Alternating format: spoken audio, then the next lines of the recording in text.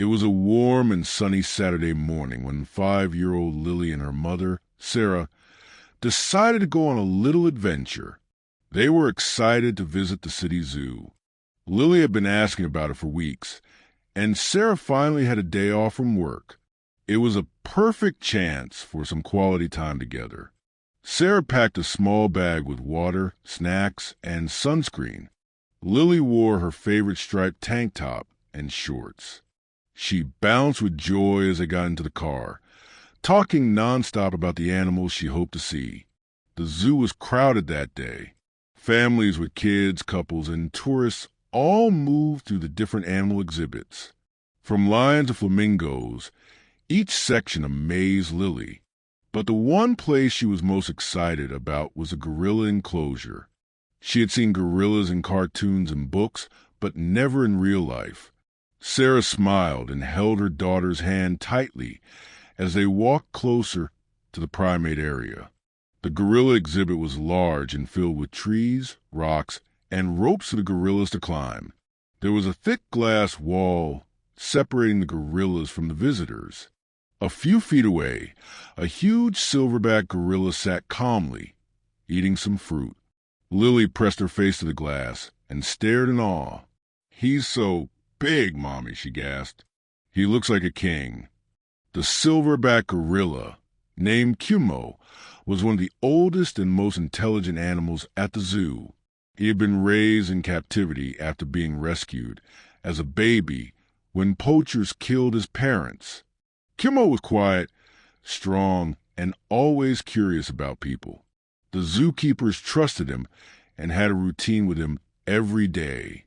But Kumo kept a secret that no one at the zoo ever discovered.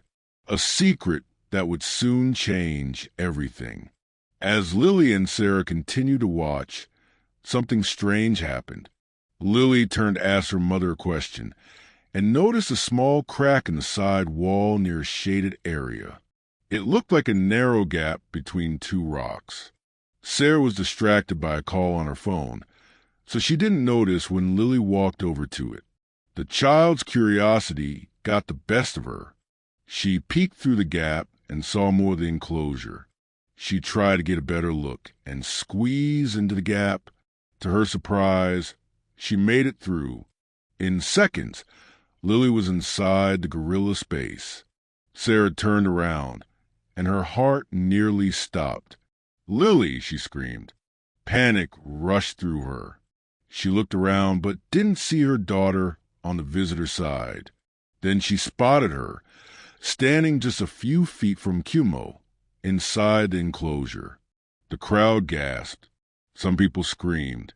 A few took out their phones. The zookeepers nearby froze in horror. But what happened next stunned everyone. Kumo didn't attack or roar. Instead, he slowly turned his head and looked at Lily with deep, gentle eyes. The little girl stood completely still. Her small hand was raised slightly.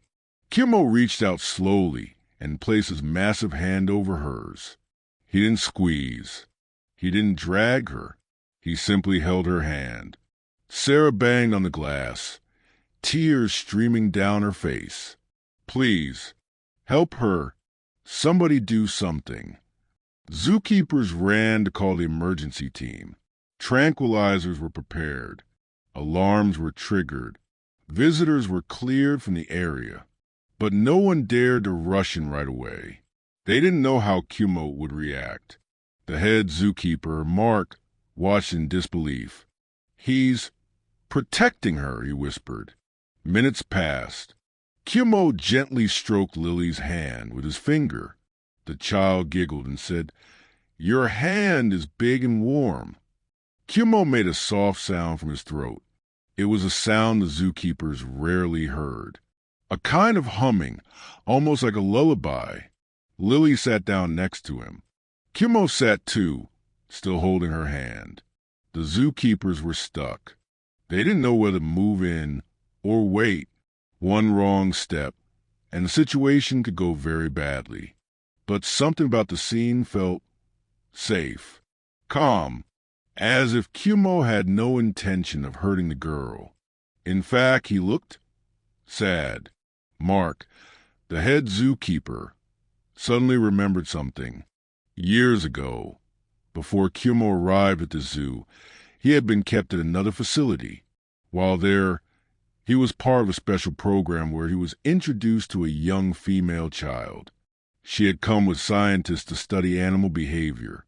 She would read stories to Kumo, feed him apples, and even sing to him. Over time, Kumo grew attached to the girl, but the project was shut down suddenly, and Kumo was moved here. The girl never returned. He had looked for her every day since. Could it be that Kumo saw something in Lily? Did she remind him of the girl he once knew? As Mark shared this story with the team, Sarah stood trembling. She watched helplessly as her daughter laughed and pointed at the gorilla's nose. "You have a funny face," Lily said. Kumo nodded gently. Then something even more unbelievable happened. Lily took out a small toy from her pocket. It was a tiny plastic duck. She placed it in Kumo's hand. He held it, stared at it for a long time, and then looked back at her. His eyes were full of something deeper, something human. Love, pain, memory. Suddenly, Kumo let go of her hand. He stood up and walked to the other side of the enclosure. Then he turned around and pointed at the same crack Lily had crawled through. He wanted her to go back. Slowly, carefully, Lily walked to the gap again. The moment her feet touched the other side, Sarah rushed forward and grabbed her in a tight hug. The crowd broke into cheers. Some cried. Others clapped. Even the emergency team lowered their tools. No one could believe what they had just witnessed. Kumo sat down again, his shoulders slumped.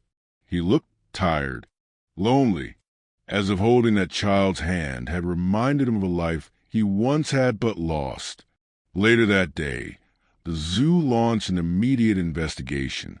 The crack in the wall was sealed. Safety measures were doubled. But more than that, something had changed in how everyone saw Kumo. He wasn't just a gorilla. He was something more. A being with emotions, memories, and a story that had finally been told in silence. Sarah was asked for interviews, but she declined. "We're just thankful Lily is okay," she said. "But I'll never forget how gentle he was. I think he was protecting her." Lily spoke about Kumo often after that. She said he was her friend. "He was sad," she told her mom one night before bed. "I think he misses someone. I gave him my duck, so he won't be lonely." The zoo staff decided to give Kumo that same toy duck permanently. They placed it inside his enclosure. Every day, he held it just like he once held Lily's hand. Visitors came from all over to see the gentle giant with the tiny duck. And while Kumo never again reached out to a visitor, he often sat near the glass, watching the children. Months passed, and Kumo seemed different, more quiet, more thoughtful. One day, he didn't come out for feeding. When the zookeepers checked, they found him lying peacefully in his shelter, the little duck in his hand. He had passed away during the night. The news spread fast. People around the world mourned the loss of the gorilla who held a child's hand and refused to let go. The zoo held a small memorial. Lily and Sarah were invited. Lily placed flowers near his picture. "Goodbye, Kumo," she whispered. "Thank you for being my friend." Years went by and Lily grew up, but she never forgot that moment. It shaped who she became. She studied animal behavior and worked to protect wildlife. One day, she returned to the zoo as an adult. There was a statue of Kumo there now, him sitting with the duck in his hand. Lily stood in front of it with tears in her eyes. "He saved me," she said. "But more than that, he reminded the world that animals can love too." And somewhere in the quiet, warm sunlight of memory, a little girl and a gentle giant still sit side by side, holding hands forever,